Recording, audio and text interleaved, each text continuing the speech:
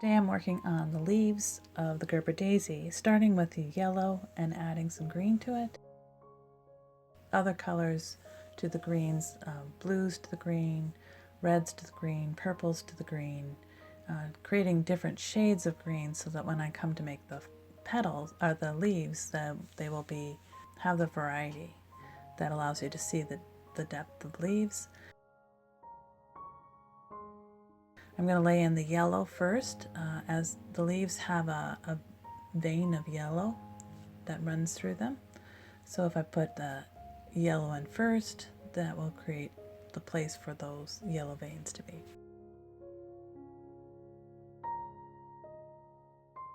And I'm covering over the place where I did some demos in previous parts of the class, and they will become nice shades of leaves and such as well.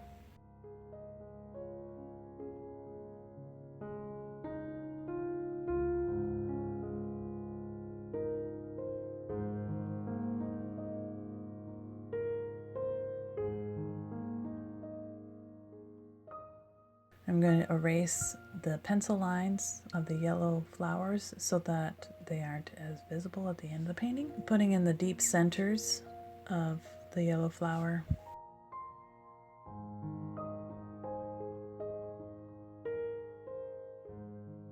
And it has a back end to it that has an interesting shape, so I'm putting that in here with the green.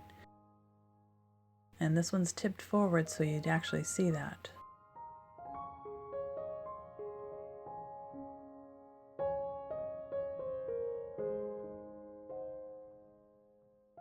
Now as I start working on the leaf itself, I'm just going to do the dark green where the folds of the leaf are.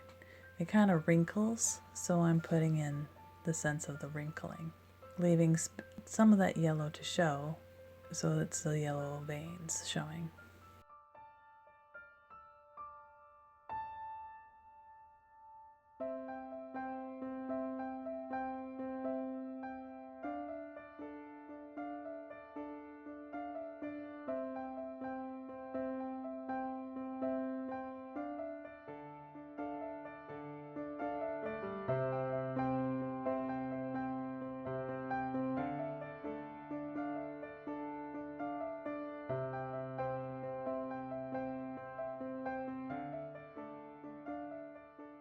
I'm putting in the shadows of the yellow flower. As it's tipped forward, so a lot of it's in shadow, so it has some more yellow ochres, darker yellows.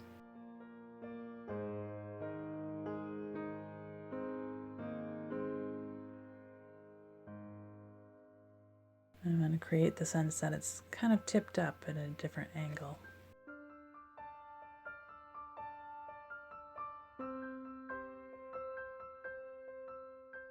Again, laying in the shadows of this other yellow flower.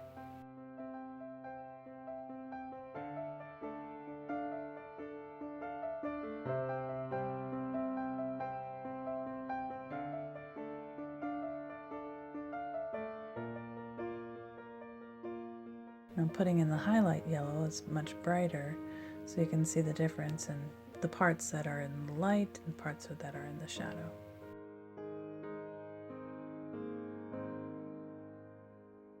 The yellow flower has a different kind of leaf, so I'm going to put it in a different way, leaving white space for the veins this time. It's also a little bit of a wrinkled leaf, but it has a different shape than the Gerber daisy leaves do.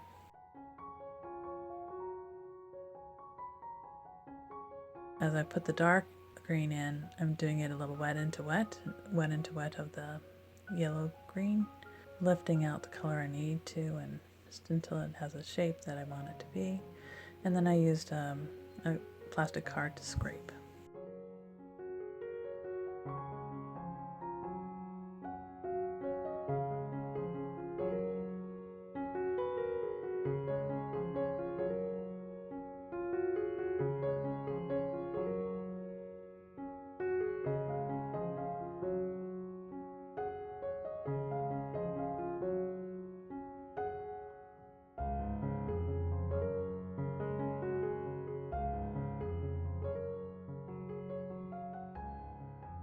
the leaf going behind the flower. So I made it darker going behind.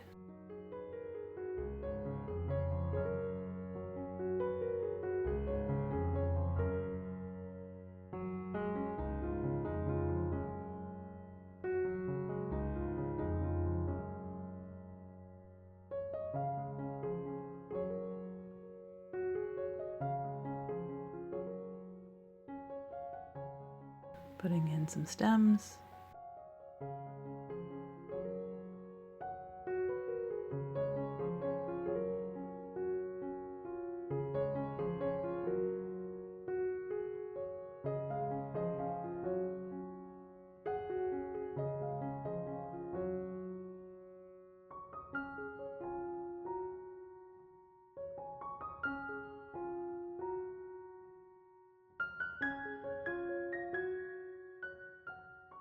I want to change the angle of the stem of the Gerber daisy.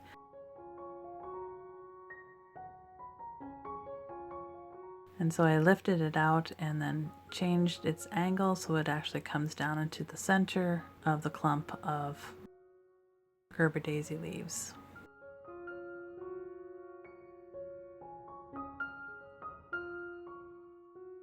Lifting out the other stem.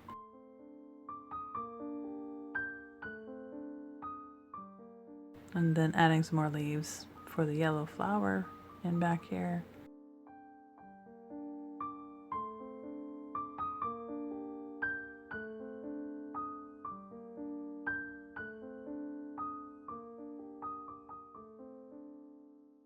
Again, making it dark so it goes behind.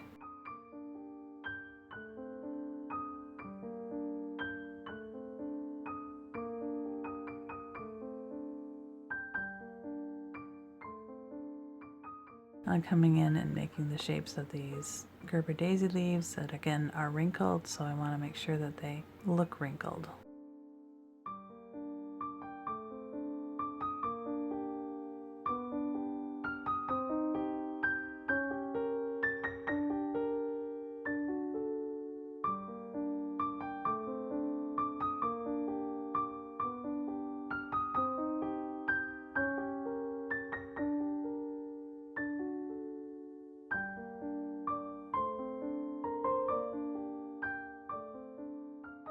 And I'm going to leave the stem again as yellow.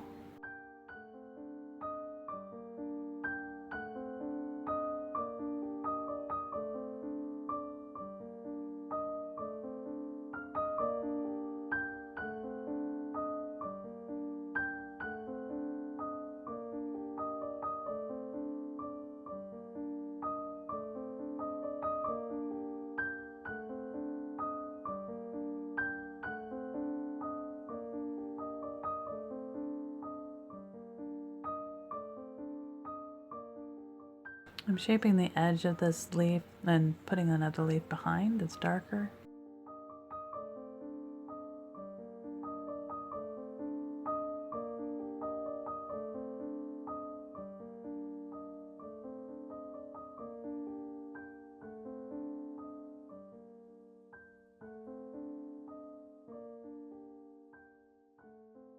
Keep on coming back and darkening the places where the leaf wrinkles.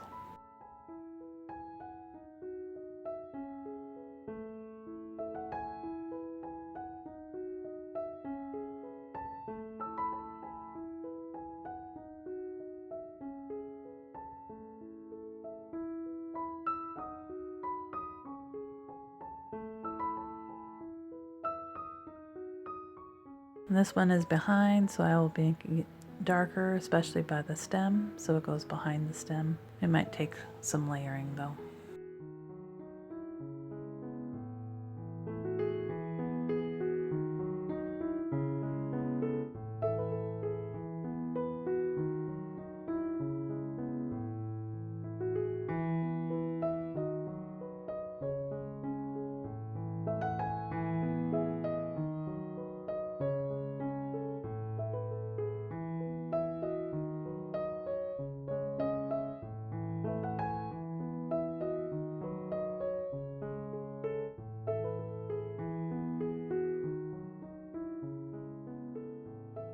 that layer dried, then I can do subsequent layers of dark shadows so it wrinkles and in the leaves. Here I'm doing the one that's on the bottom here. It's a little darker yellow to begin with, so it'll make it a darker leaf.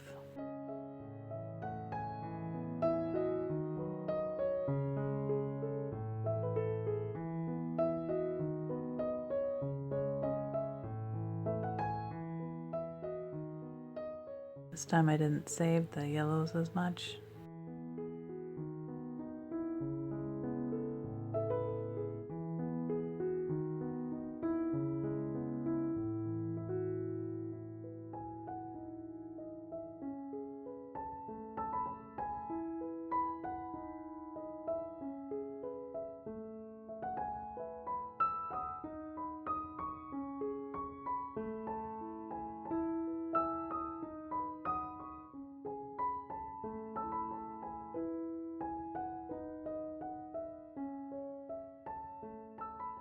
It's going to end up tucking in behind the yellow flower.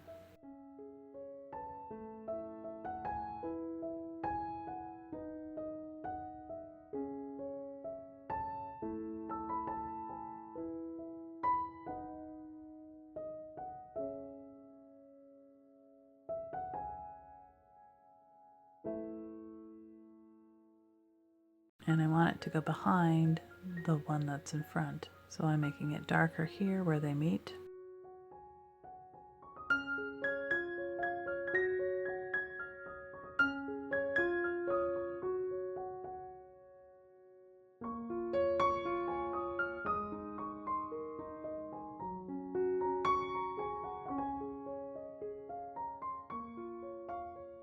Again, just putting in the shadows.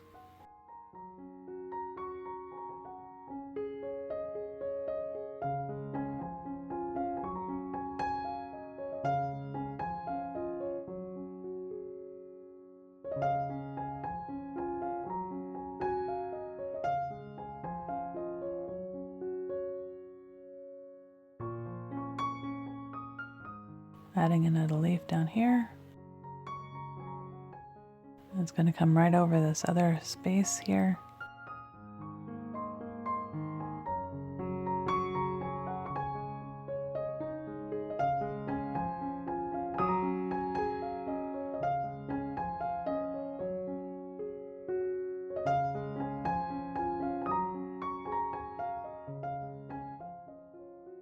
The yellow flower is called a black-eyed Susan vine.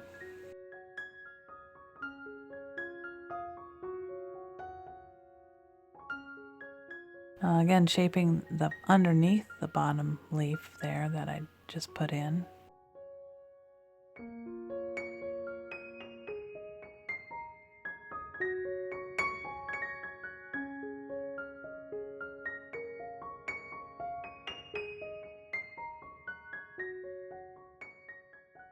Giving it a little twist, it'll go behind the black-eyed Susan's leaf.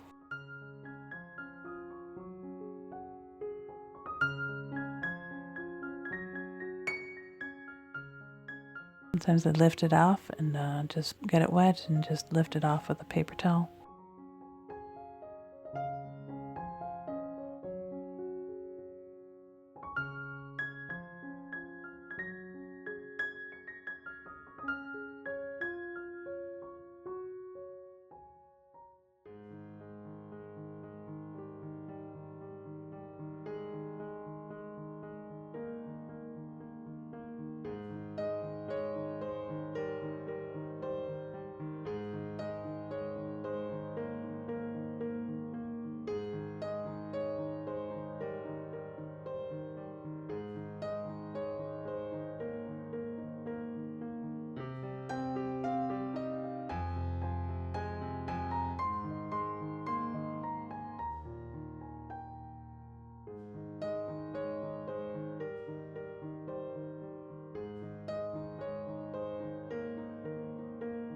And there you have a bunch of leaves created.